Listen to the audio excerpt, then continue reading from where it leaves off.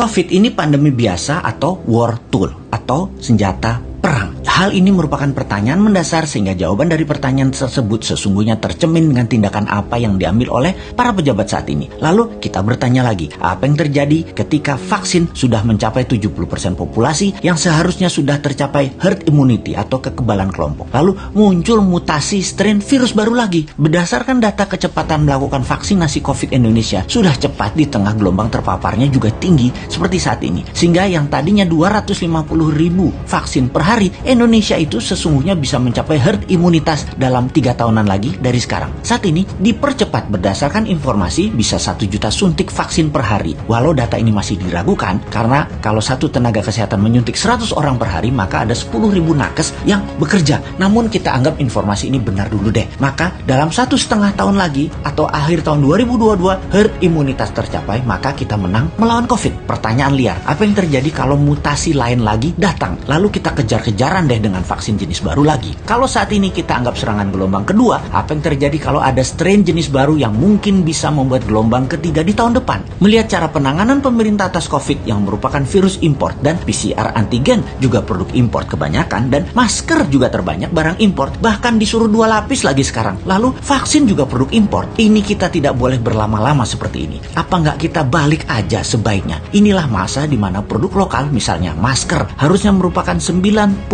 masker yang beredar di Indonesia saat ini adalah buatan lokal. Antigen tes lokalnya harus 100%. Vaksin lokal harus 50%. Atau obat peningkat imunitas yang lokal harus digenjot. Agar kalau virus mutan lagi, kita nggak terus bergantung impor yang akan membuat ekonomi negara digerogoti uang keluar atau flight capital. Sudah cara bernegaranya membatasi uang beredar menjadi tipis di tanah air, uang tadi ditarik keluar dengan berbagai kebutuhan impor dan tunai di tanah air harus hidup dengan pinjaman dolar asing dan yuan. Rupiah kok jadi nggak berdaulat ya? Pastinya karena kebijakannya terlalu impor. Walau bisa terlihat benar karena semuanya dalam keadaan darurat, tapi kalau bernegaranya daruratnya berkepanjangan seperti ini, sebenarnya bisa nggak masuk kategori salah kelola atau mismanagement bernegaranya. Lebaran tahun 2020 nih ya, kita nggak boleh mudik, pulang kampung, mudik apalah itu. Lalu tahun 2021 berlaku lagi, nggak boleh mudik lagi. Oke lah, kita manut, 2 kali ya kita manut. Walau ada beberapa orang nggak tahan melakukan pulang kampung yang katanya mereka lah penyebab meledaknya gelombang kedua paparan COVID sekarang. Oke lah, argumen ini diterima. Tetapi kalau tahun depan 2022 masih lagi, ini namanya nggak bisa kelola. Setuju nggak kalau hal ini kita sematkan? Nggak bisa kelola negara karena 3 kali berturut-turut kita nggak pulang kampung. Kembali ke pertanyaan awal. Kita bisa simpulkan dari pertanyaan pertama oleh pemerintah saat ini, COVID adalah pandemi biasa, bukan war tool atau senjata perang biologi. Menjawab pertanyaan kedua, kalau ada strain baru, maka sepertinya ya ikut aja atas apa yang akan terjadi nanti. Kumaha engke, tak ada antisipasinya, yang ada hanyalah mudah-mudahan nggak ada mutasi lagi. Kalau terjadi berlawanan, ini senjata biologi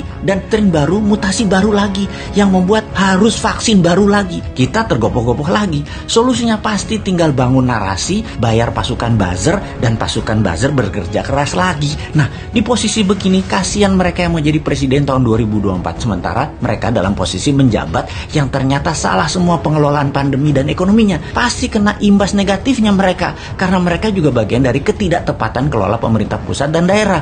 Karena yang digadang-gadang tahun 2024 kebanyakan pejabat incumbent. Di sini enaknya jadi yang bukan pejabat tetapi selalu memberikan solusi. Bahkan bukan hanya solusi, tapi saran yang dikerjakan walau dengan skala tanpa fasilitas. Bisa jadi kuda hitam nggak di tahun 2024 kira-kira dia itu? Tapi mudah-mudahan prediksi ini salah. Ekonomi membaik, COVID teratasi tahun ini. Amin. Cuman takut aja prediksi ini benar. Masa tinggal bosman tahun 2024? Ya nggak mungkin toh. Harusnya bisa 3 kali menjabat. Dukung.